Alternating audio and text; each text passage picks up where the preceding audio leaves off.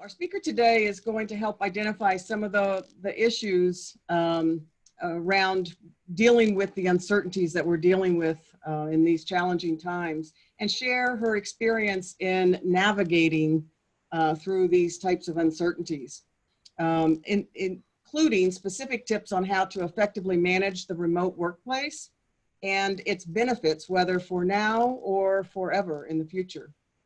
Mary Ann Snow is CEO of Sophaya and Remote Nation, and she is passionate about the benefits and business advantages of remote work. Mary Ann specializes in the design and implementation of remote work, work from home, dispersed or virtual team programs, and custom people-to-people skills training for remote professionals and teams. Her current venture, Sophaya, helps organizations use remote work as a smart business strategy. Mary Ann is here today to share her experience and provide us with 5 practical tips for implementing and managing remote teams. With that, I'm going to turn it over to Mary Ann. Just know that we will have a Q&A session at the end. So if you have any questions throughout, go ahead and type them into the chat and we'll take them up when she is done with her presentation. Mary Ann, take it away. Thanks so much, Lisa, and thanks for giving me an opportunity to come and hang with you folks today. First of all, I just want to say this is a challenging time. I want to be really clear that there's no such thing as a silver bullet. And I want to share one just personal detail with you to give you a little bit about my history and my background and how I got here and how Sophia and Remote Nation were started. In 2008, I was a senior executive at a financial service company, had worked since I was 14 years old and never thought of myself as a self-employed person. And guess what? In 2008, the financial market did its crazy thing. And in 2009, it became pretty clear to me that I was either going to take a package on my terms and transition under my own steam, or I was going to wait and get whacked in a different way. And so I took control. I left corporate America, and as a result of that transition, have been self-employed since 2009. So I started a company in 2009, have been working through transitions, literally had to reinvent myself from the ground up. And so as we go through and we talk about things today, while I'm going to talk to you about remote work, I'm also going to talk to you a little bit about my philosophy of, you know, what happens when you've done everything right and the world decides to shift anyway, where, you know, you suddenly find yourself in a completely different, unanticipated place because something has happened that you could never have anticipated. And what are some of the techniques that myself and my team use when we're in these uncertain times to ground ourselves, to get ourselves kind of thinking about things and position ourselves so that we can move forward, even if it's an inch at a time, even if it's a millimeter at a time, whatever it is, just always thinking about moving forward. I do have a couple of slides today, and the only reason I had slides is because I thought it was important to give you really kind of a visual. So I'm going to do a quick screen share. And whoops.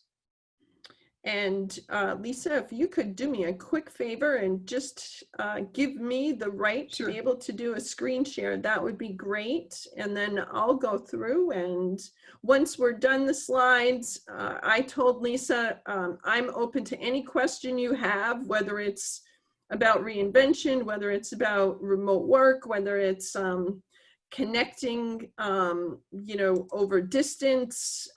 We've been doing this for a really long time.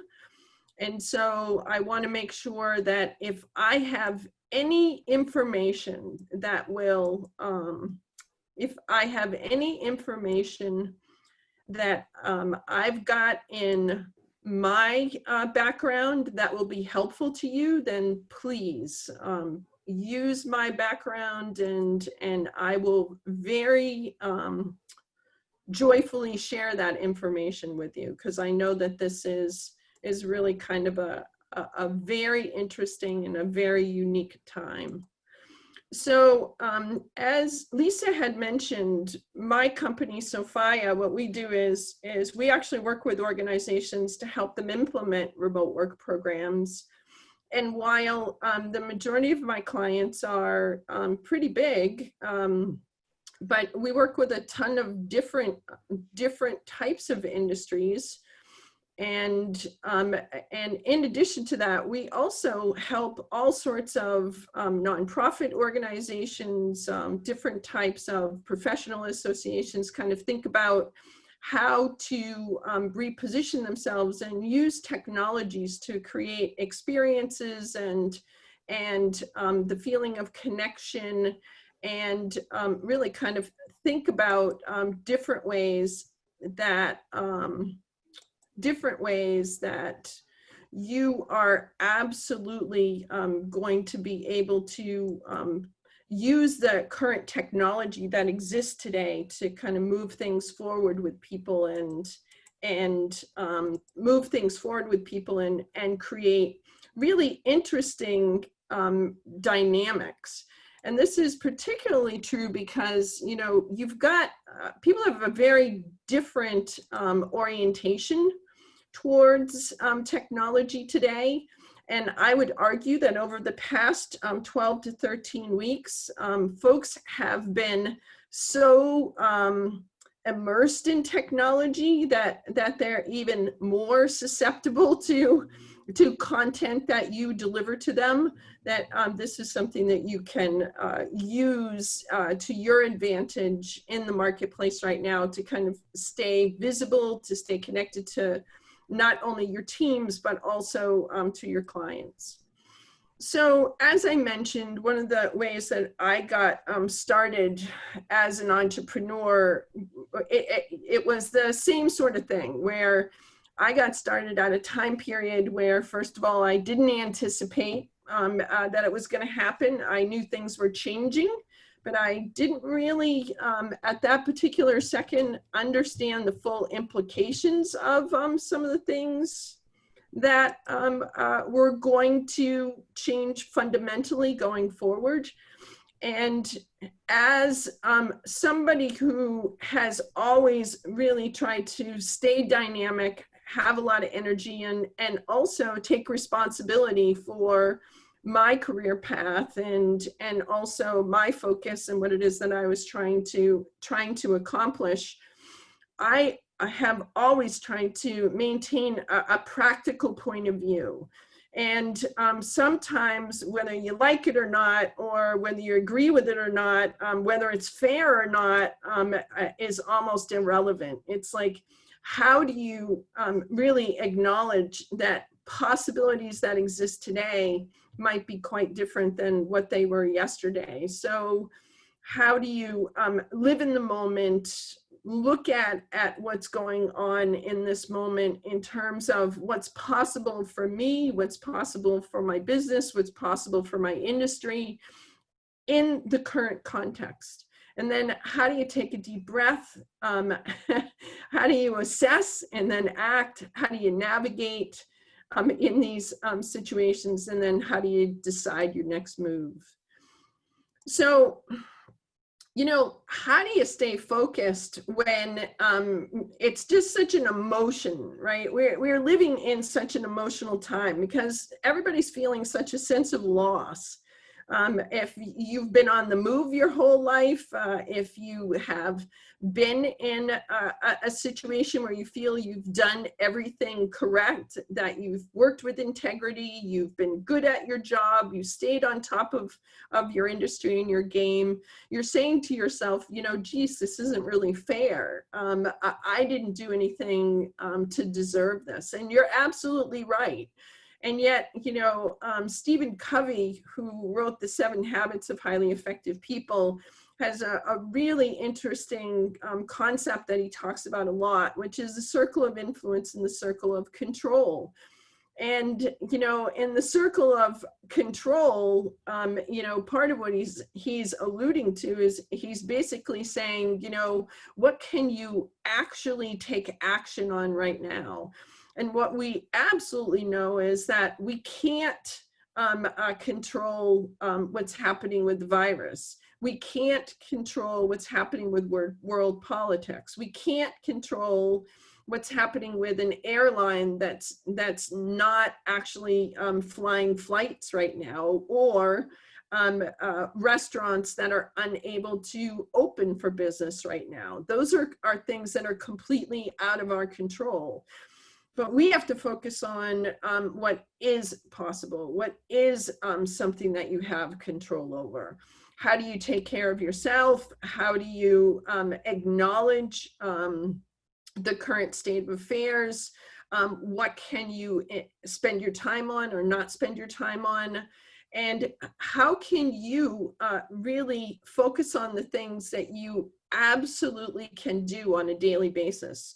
And sometimes that starts really, really small. Sometimes you're going to start with something as small as, yes, I'm going to get out of bed. Yes, I'm going to make my bed. Yes, I'm going to get up. Yes, I'm going to eat a healthy diet, and I'm going to take care of myself, and I'm going to do a to-do list, and maybe I'm going to at least get a few of those things done in order to be able to move myself forward.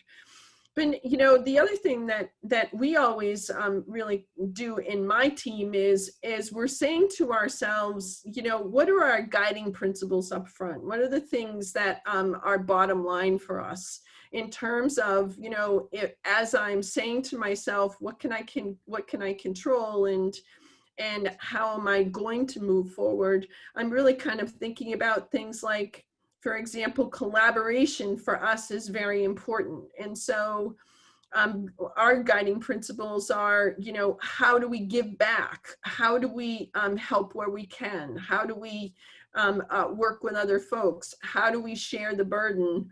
How do we connect with individuals and share our background and share our expertise and our experiences? How do we really kind of think about not only what's happening with our business, but also what's happening with other people's business? And if we have expertise that other folks can use, how do we put that expertise out there so that individuals can benefit from that?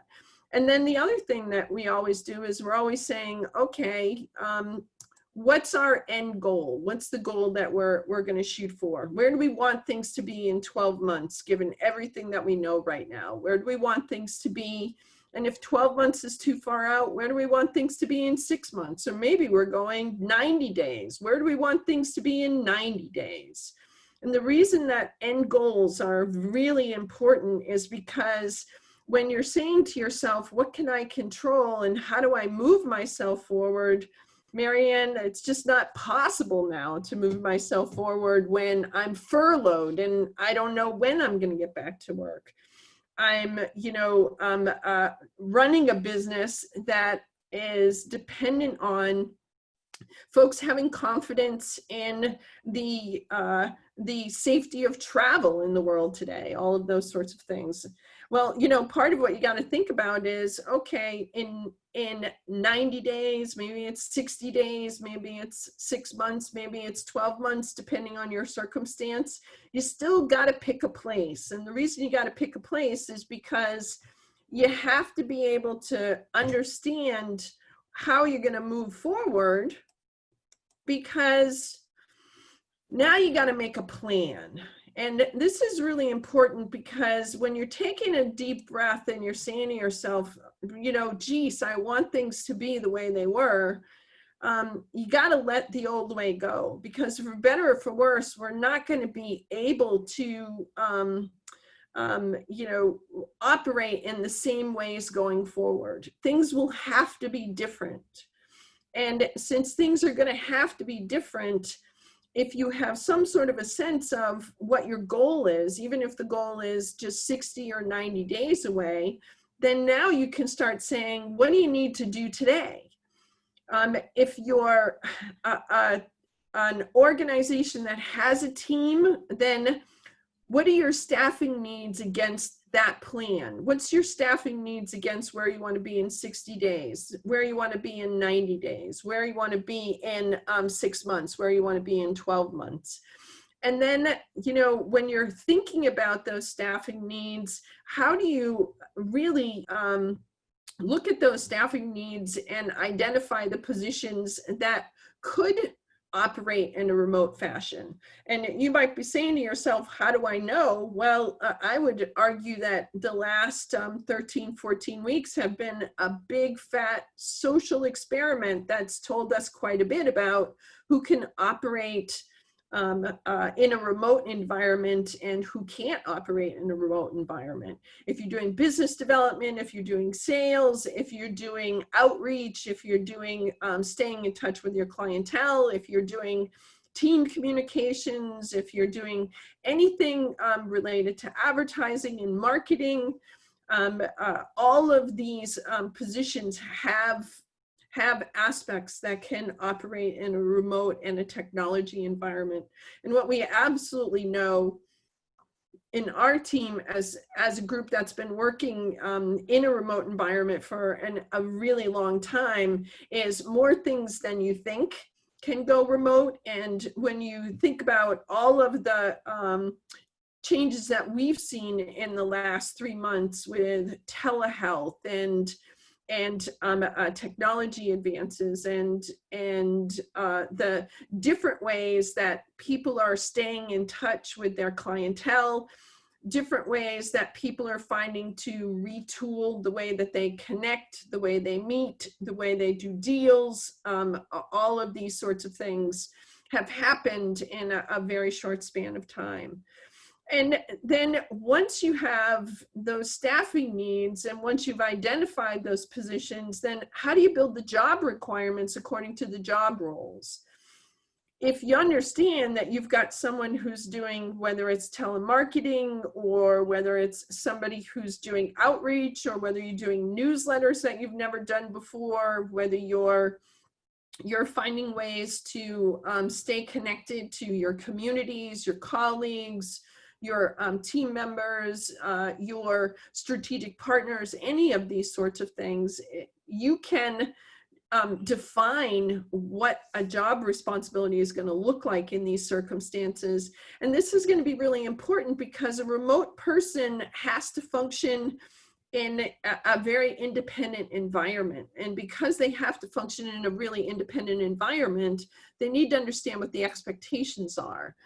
And that means, you know, not only job roles and responsibilities, but it also means what are the deliverables? So creating metrics to evaluate performance based on concrete things.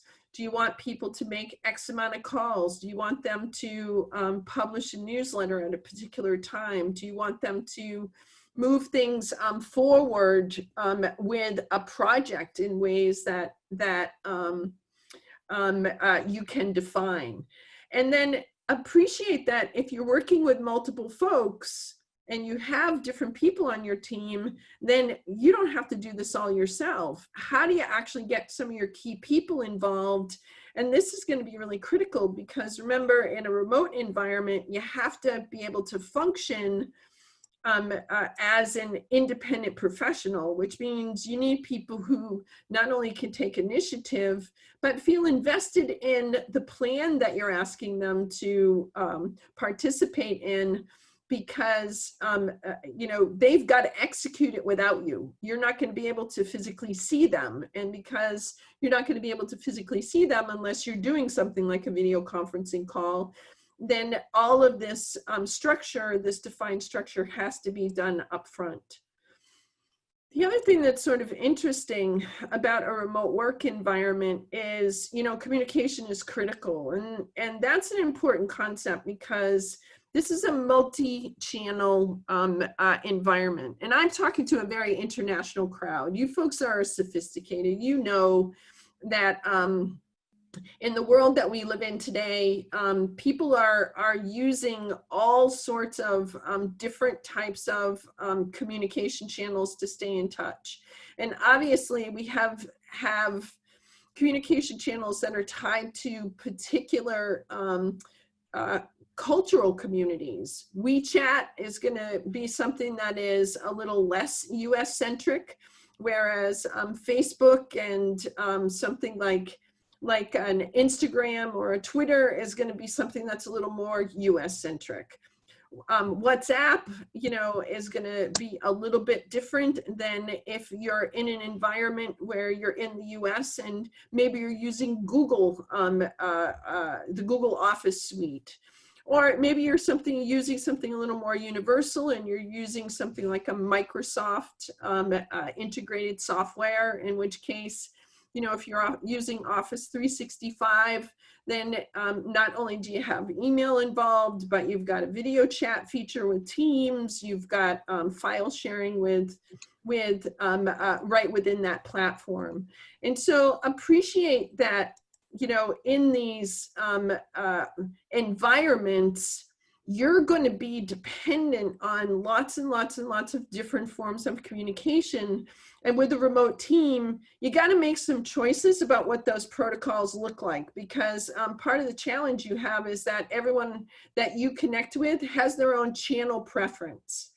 And unless you're willing to be like us, we're very, we're communication. We always laugh and tell each other we're communication ninjas, because we not only use Zoom, we use every other platform known to man, because our clients use that. We don't just use Microsoft products, we also use Apple products, and we use every other kind of product that's available to us when our clients want us to.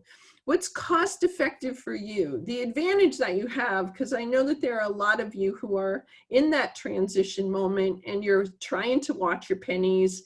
And the advantage that you have nowadays is that there's more cost effective technology available than ever before. And whether that is connection channels, professional connection channels like LinkedIn, whether it's just, plain email, if you have your cell phone, obviously texting, WhatsApp, or Google Hangouts, or there's a million of them, FaceTime, teaching yourself and your people how to use the communication tools that you have adopted in your protocols, and doing it in such a way that you can very specifically, allocate channels for particular purposes, because email is a little more long form, it's a little more formal, but sometimes you got to get on the phone, and sometimes you're going to text, or sometimes you're going to use some sort of a chat channel.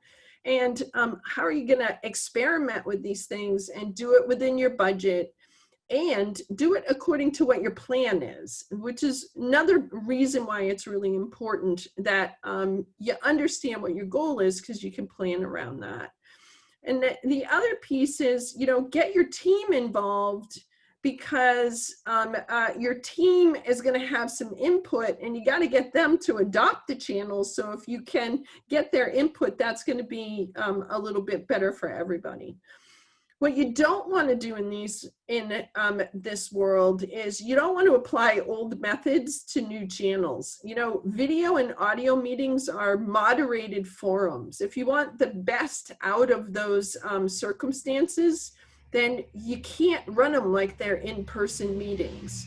And so the more that you can really kind of learn to function in the environments, the better off you're going to be.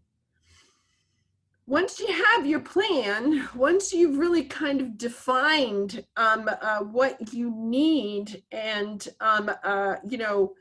what part of you or your team is going to be remote, and you've thought about how you're going to stay connected with your communications, appreciate that in remote situations, we have to assess and then act professionally, practically and objectively, and what I mean practically is, there are operational logistics that exist in a remote work environment that just don't necessarily exist in the same way for an in-person team.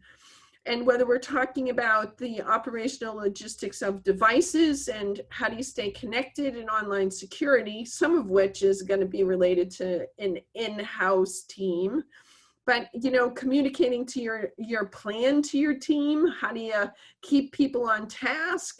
How do you evaluate their performance against the plan? How do you provide feedback? How do you get feedback from your team? How do you keep in touch without getting overwhelmed? Well, part of it is appreciate that when you're a leader in a remote situation, you have to shift your role a little bit. And I always tell people that when they become managers of remote teams, in essence, they become mission control.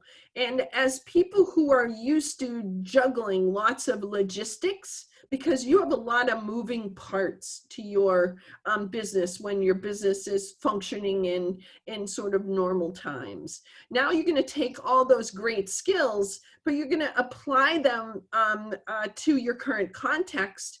And you're going to think about how you juggle the logistics that now are associated with running a remote or a virtual operation. And remember, you're not going to be able to do it on your own. And that's why it's going to be really important that you're engaging other people on your team and you deputize them or get them involved in very specific ways. And then finally, you know, part of what we're really talking about is we're talking about navigating with purpose, and we're doing it based on whatever we have for data today and whatever you've set for goals. I don't think there's ever been a time period where organizations like yours, you know, your professional networks, your contacts, all the people that you have connections with, I don't think there's ever been a time period where it's been more important for you to be able to have trusted sources to rely on. Use your networks and use your networks very specifically. And I want you to think broadly about your networks, because in remote environments, when you're running remote organizations and running virtual team situations, we really kind of think about networks in many, many ways. There are personal networks, which kind of keep us sane and help us maintain our sense of humor. There are our operational networks that help us to be able to get the job done on a daily basis. And then there are our strategic networks, and the strategic networks are a little bit different. They're the networks that help position us for what's happening next, for rethinking about things, for retooling our approach, and really kind of looking at what the new opportunities are at any particular given point in time. Stick close so that you can get information as soon as possible, because, you know, if you're the mission control, leader of the mission control, then you got to take that information and figure out who needs it, because you're going to take that information and share it with other people. And then just appreciate that you're going to be adjusting your plan all the time, which is kind of what you do right now, because when you're dealing with humans and you're dealing with logistics, the likelihood that everything's going to go according to plan is very small. And so the likelihood that you're making constant adjustments to your plan is something that you people know better how to do than most humans. And so how do you take those skill sets and actually just apply it to the new context? In remote organizations, in remote situations like we have right now, where you can't be physically face-to-face, how do you communicate? This is really important. 365 degrees, right? It's like you should be communicating to your colleagues, to your networks. You should be communicating to your teams. You should be communicating to your clients, to your strategic partners. As exhausting as that might sound, the more that you can stay connected, the more you show momentum, the more that you show that you're still around, that you're visible, you're still in action, you're ready to go. This is something that people are going to appreciate, because people are really looking at how they're being treated during this time period, who reaches out to them, who says hello to them, who checks in with them. All of those sorts of things is a moment of goodwill, and that's going to be something that will really serve you well in the long run. And then how do you prepare to do what you're best at, which is, adjust on the fly, prepare to react quickly, learn about your circumstances, and really kind of think about ways of employing new options so that you can continue to refine things. And what you're going to find in these situations, folks, that when you do this is you're going to start seeing opportunities that you might not have seen beforehand, and think about things in different ways because your juices are flowing. You're not feeling stuck, and that's going to make a big difference.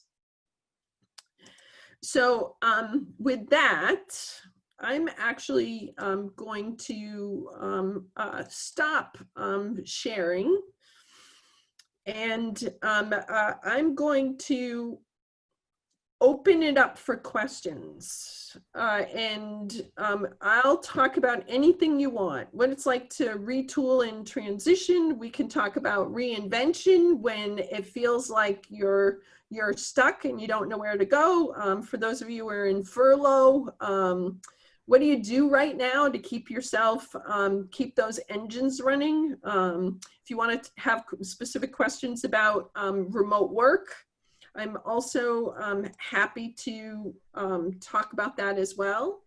And with this, I'm going to remake Lisa the host, and I'm going to go out to the group, and I'm going to say to the group, who's got the first question for me? And I've got some lovely people I can see. Isaac, I can see you. Nice to see you, Isaac. Markley, I can see you, Markley. Nice to see you. Carolyn, I've got Carolyn there. Let's see. Alvaro, I can see your lovely face. I just see your avatar. Oswaldo, I see your avatar. Alexandra, I see your avatar. So I've got about 30 folks here. Some of you are have chosen to go dark, but if you want to come out into the light, I'm happy to chat with you. So that's great. So thank you so much, Marianne. That was great information. And if you have a question, either type it in the chat box, or since there's none in the chat box at the moment, just unmute yourself and ask away. While we're waiting for people to think of their questions, I've got one that I don't know if there's if you have a good answer for it, but I'm struggling perhaps myself with, I normally work from home. So it hasn't been too much of an adjustment for me from that standpoint, except that I'm busier now than I ever was. And setting boundaries, because there are so many webinars, there are so many Zoom meetings, it's something that's a challenge. Before, when I was working from home, I had more control of that independent productivity time. And now I'm finding that, how do I manage that a little bit smarter? Yeah, and the first thing that I want to say to everybody here, as somebody who's actually been managing international remote teams since the 90s, I can tell you emphatically that this is not remote work by any normal standards. This is enforced isolation working from home. So if you're feeling a little bit like you've been imprisoned, that's because you are. If you're feeling really screen fatigued, that's because you are. And actually, Lisa, there's two things that everyone should know. There's a lot of research and a lot of evidence that, first of all, from a purely physical point of view, right? Because we don't actually have to travel to meetings anymore. We are doing a really bad job disciplining ourselves and and allowing ourselves breaks between our meeting schedules. And so people are finding themselves actually sitting in front of their screens way, way, way longer. The other thing too is, so there's a demonstrated research that says, you know, there's a physiological reason why you're feeling so fatigued. Because first of all, we're just plunking ourselves down and we're just kind of glued to our screen. And then the second piece is, you know, when we're in a meeting room with a bunch of folks, we've got lots of things to look at. And in the current circumstances, we're actually focused on a little box. If you notice, we're all in our little boxes. And so we have nothing to do but look at ourselves or look at the other little boxes. So it's almost like, you know, if you ever wondered what it would be like to be a zoo animal, my suspicion is that this is a great analogy where you're really kind of looking at all of us in our own individual spaces. And so part of it has to be how you structure your schedule. And I think that's an important concept. You know, make a decision about how many meetings you're willing to accommodate in a day. And do it beforehand. So as you start thinking about your week, bucket them. And generally what we do is we'll do a certain amount of meetings in the morning, and then there's a break. And then there might be another meeting before lunch, and then you have lunch. And then after that, you know, you can really kind of space things out. But a lot of times what we recommend is that people go into their calendars and they block out administrative time. So when they try and get into their calendars to book a meeting, they can't even book them because the time has already been preserved. So how do you actually take your schedule and preserve the time? And then the second thing that I would recommend is I would also recommend that if you're gonna book yourself, you know, a lot, book some social time. Like I actually have a Zoom lunch with a friend that I haven't seen for a while, and he and I are gonna have Zoom lunch tomorrow. So don't forget to book a little social time for yourself. And whether that's with your personal networks, whether that's with your, you know, colleague networks or your, you know, professional networks, then give yourself a little off time. And those things seem to help.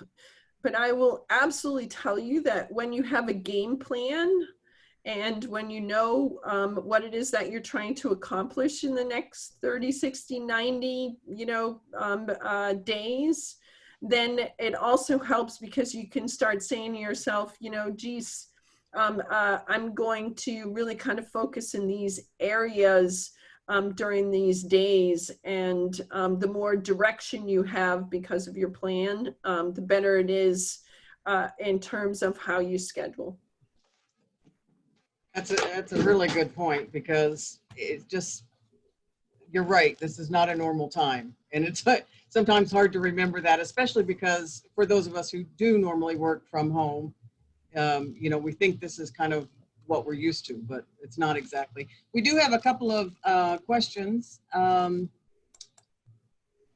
first is from Chris Ellis, who was, by the way, the first person to suggest that we discuss this topic. Any tips for managing international teams remotely? Yeah, absolutely. First of all, I would say, you know, luckily you folks all understand time zones. I would think that probably the first thing that we do when we have folks who are new to managing international teams is we have to teach them that there are different time zones in the world. And depending on where your people sit, you got time zones and you got hemispheres. So daylight savings goes, you know, one way in one hemisphere and the other way in the other hemisphere. So, you know, you gotta, when you're thinking about your communication protocols, making sure that your communication protocols are available to everyone is a big one. So it's like, how are you going to stay in touch as a team? between each other. And then how are you going to do it given the time zones? Because we know there was a point in time where I had an international team. I was based in Boston. I had somebody in the UK. I had somebody in India. I had someone in China. I had someone in Japan. I had someone in the UK, and I had someone in Australia. And as you can well imagine, not only are we dealing with time zone and hemispheres, so somebody is always in their pajamas, right? Only somebody's in their pajamas because they just got up. Someone's in their pajamas because they're about to go to bed. And, you know, somebody's kind of maybe sitting in the middle, hoping to be in their pajamas soon. So, you know, if you can structure your team communications, your group communications, so that they're shared pain, that shows a lot of respect, so that, you know, different team members aren't feeling less. But, you know, the other thing too is if you have international teams, you're running a 24-hour clock. And so structure your work projects so that there's, you know, you have kind of a kickoff for those work projects, and you've got clearly defined objectives, and then assign things to different members of the team according to, you know, different stages of the project. What needs to be done first should probably be done in one time zone, and then who's passing it off, and are they passing it off to the next time zone, so that you can leverage the 24-hour clock. And then the last thing that I would say to you is, the advantage that you have is because you folks are a very internationally savvy audience, is appreciate that humans are humans. And so, you know, regardless of where your person sits, they probably have personal commitments, and they probably have, you know, things that are going to impact their ability to do stuff. And so the more you learn about your people, the more you understand who they are and what their circumstances are, the better off you're going to be. So we can't expect them to work longer just because they don't have to commute. You know, and it's interesting, that kind of plays into your question, Lisa, which is, you know, that question about seems like you're working harder. And I think that that's really important. If you have an international team, you have to have a defined sense of what your hour commitment is. Just because you're the leader of the team, if you're running a 24-hour team, you can't be available every single time period, but you have to have agreed upon time periods where if that your team knows how to find you and get a question answered. And when I talk about communication protocols, it's not just the channels, but it's also, you know, how do I ask you a question? It's, you know, when's it okay to text you? Can I call you at 2 o'clock in the morning, your time? And what's my expectation about when you're going to be available? You know, availability, and what is work time, and what's a personal time. And Lisa, this kind of goes to what you and I were talking about just before we kicked off the call, which is, you know, in the situation we're in, when you work from home, you have to integrate. There's no such thing as work-life balance, folks. None. And quite frankly, you folks probably have never had work-life balance anyway because of the nature of your work. But I would argue that your life has to be even more integrated, but you have to be able to shift to take care of personal stuff, just like you have to be able to shift to take care of work stuff. But you also have to have some agreed upon, you know, personal time and that's out of bounds that people can't impose on. Anybody else have a question? Just go ahead and unmute yourself if you do, and ask away. I have more questions, but it's all about me, so we don't want to do that. How many folks are kind of in furlough right now, and you feel like you're kind of in suspended animation? Do we have a bunch of folks who are kind of in that situation where you're feeling a little bit like you're in suspended animation? Yes? No? Give me a thumbs up if that's where you're at. And that's a terrible thing, because it's like, I don't want you to be, who wants to have a thumbs up about the fact that they're kind of in furlough mode right at this particular point in time. But thanks, Alvaro. I see your indicator. I think it's really important that even if you're kind of in a situation where it feels like you're in suspended animation, how are you staying in contact and maintaining the vitality of your business networks? And that's a really important concept, folks, because while I hope every single one of you on furlough has an opportunity to return to your, respective positions. Plan A, Plan B, Plan C, and that's a really important concept. I think that every single one of you in this business has probably always operated with a Plan A, a Plan B, and Plan C. Use that skill set and do things like keep yourself connected to your networks, keep yourself learning about what's going on, keep yourself looking for new opportunities, because in the midst of change like this, there will be first mover advantage for whoever figures out what's coming next. In a world that loves experiences, what the experiences will be are hard to define. And we know that even when travel restrictions start to loosen and people are in a position where they're thinking about how to go back out in the world, appreciate that only the adventuresome are going to travel to get started. And also, they'll only do it if they have trust that you're going to take care of them. And so how do you cultivate folks who are a little more adventuresome in their travel thinking? And how do you use this time to remind them how much they love having those experiences, and building up their confidence that you're going to be the person who will be able to take them to the places that are going to be safest in the world. So I think that's going to be really important. I have another question here, but before I do, does anybody have a question that you were going to just say rather than type in the chat before I go back to the chat? Okay, I don't see anybody.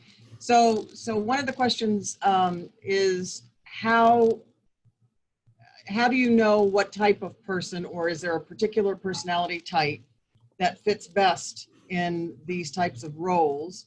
And how do you start with particularly new people in roles, creating trust? Like, how do you know they're really working is the question. Yeah. Okay. So there's two parts of that question, right? Is there actually a profile that, a set of competencies and a personality profile that is more successful as a remote professional? Absolutely.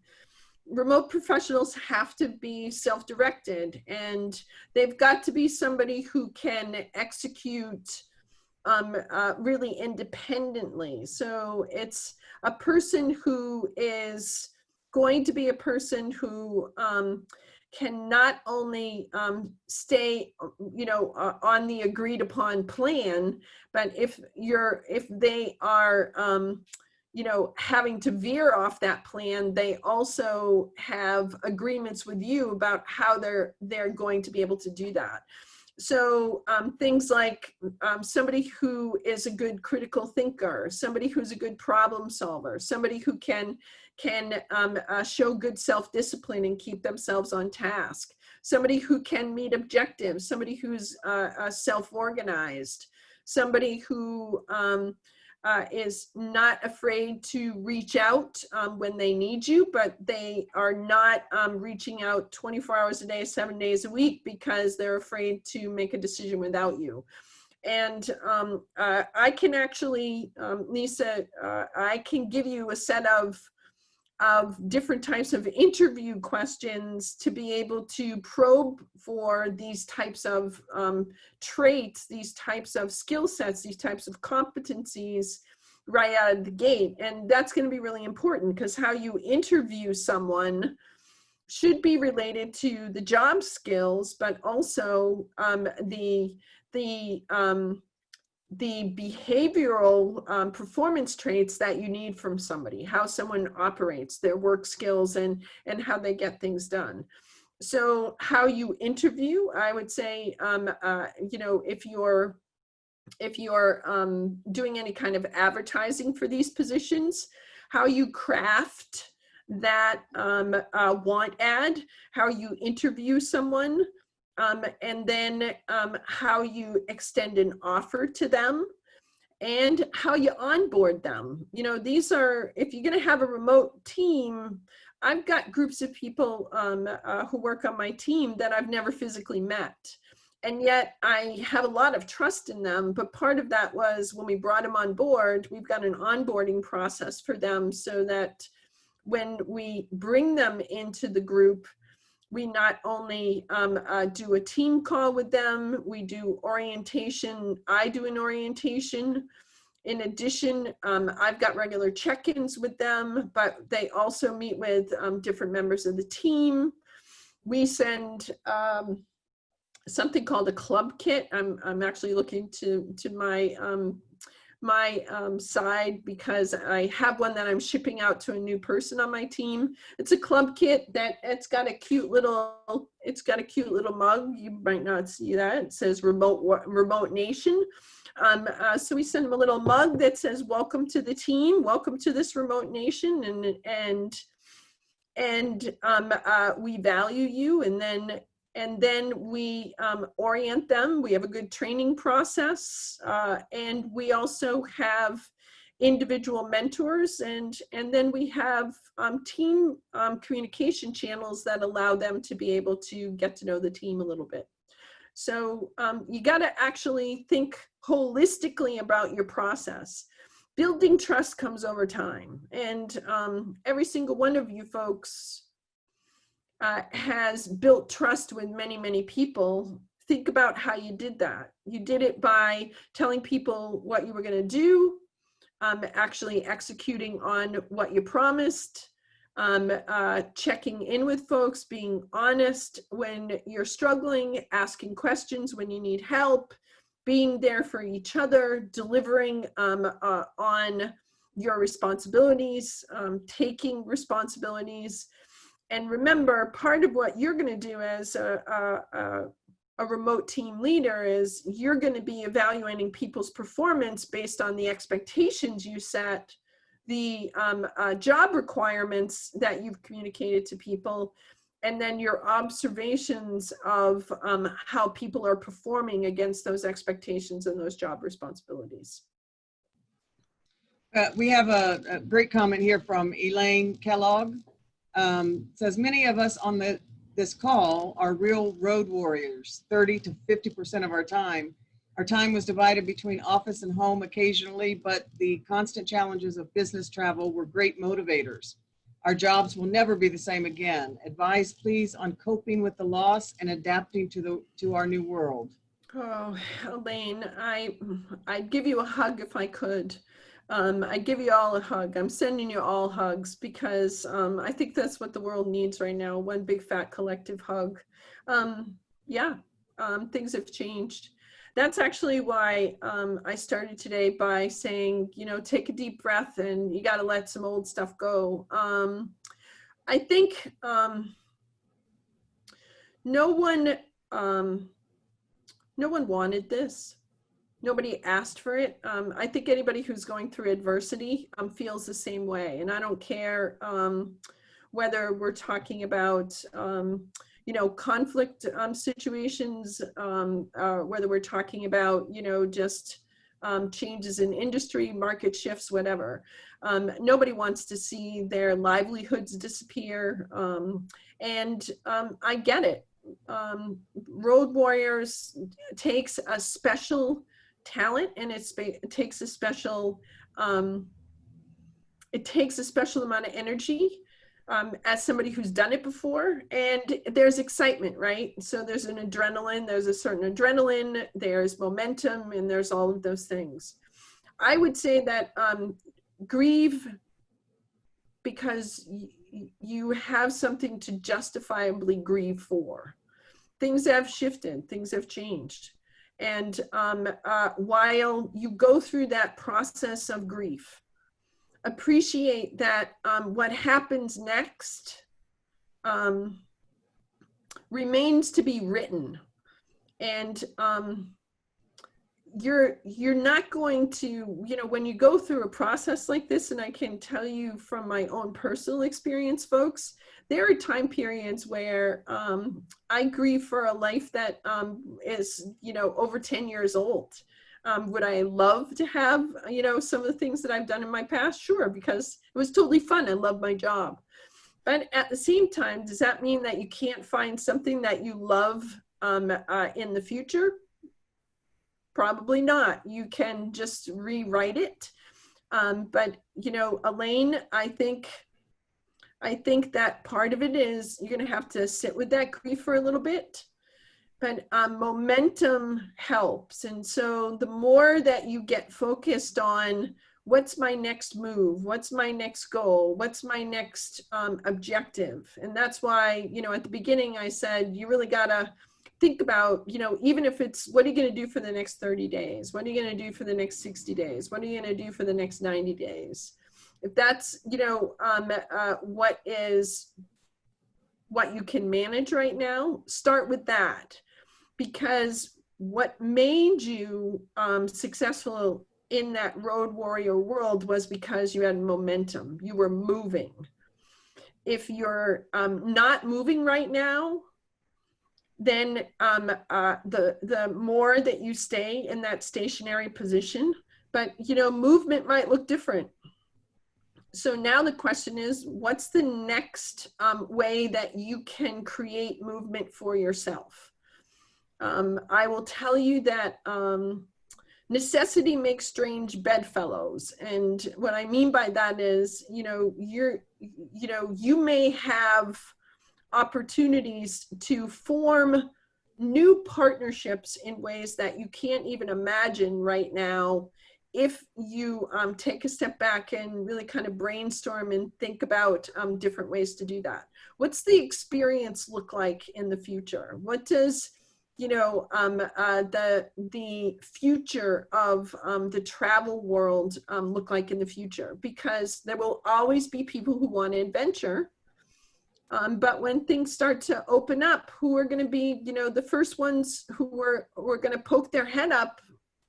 Those first movers are going to, need people to kind of help them along because they're as stuck as you are. And so how do you really kind of think about different ways to move yourself forward by imagining what's next? Doesn't always work. Some days it's going to stink.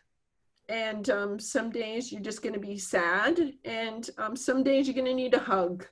And, I can assure you that very smart people like yourselves who are adventuresome anyway, there's something in your heads. You've been crafting unique experiences for a long time. So use those skills. Maybe what you need to do is really kind of think about ways to reapply them in a completely different way. So, Mary Ann, thank you so much. We are at the top of the hour, and I see a few people are having to leave because of other webinars, believe it or not. So I don't want to keep you much longer, but I do want to invite you back as this work environment changes. will it ever go back to the way it was, or will it continue to evolve from this point forward? I think we would appreciate your insights as this goes along. So you are welcome back anytime for a webinar. And thank you again for your time today. Lisa, it's been my pleasure, and I'm sending you all a big fat collective hug, folks. I love to travel myself, so I totally can feel your pain on that one. And remember, don't over romanticize, you know, what was here before. There was some bad stuff too that wasn't so much fun. So this is another opportunity to maybe have a redo on some of the things that wasn't so nice the first time around. And really kind of imagine things going forward. I gave Lisa a copy of the slides if you want them. We also had just kind of a fun handout for you to just remind you. And I'm on LinkedIn, reach out anytime. If there are any more questions, I'm happy to come back and talk to you and help you any way I can, folks. Good luck, have a great day. Thanks, Mary Ann, so appreciate it.